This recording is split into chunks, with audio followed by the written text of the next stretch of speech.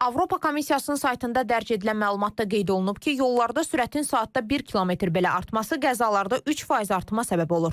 Məhz buna görə də Avropanın bir çox şəhərlərində sürət həddi saatda 30-50 kilometrdir. Müasir urbanistika elmi də deyir ki, şəhər daxili küçələrdə sürət saatda 40 kilometrdən çox olmamalıdır.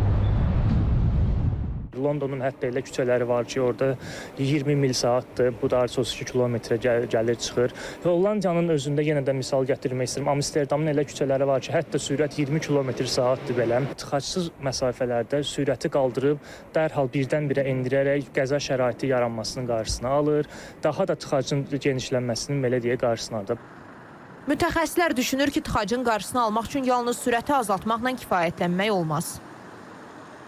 Ən birinci olaraq çeşidli ictimai nəqliyyat təqdim eləmək lazımdır ki, vətəndaş özü marağında olsun ki, öz maşınlarını imtina eləyib, ictimai nəqliyyata üz tutsun. Şəhərin ən prioritet üzvü piyadadır. Yəni, bütün şəhər piyada üzərindən qurulmalıdır. Avtomobilə yol vermək bu Sovetlər dövründən qalmış, belə deyək, prosesi idi. Təəssüf ki, biz hal-hazırda da onu davam edirik, amma bu belə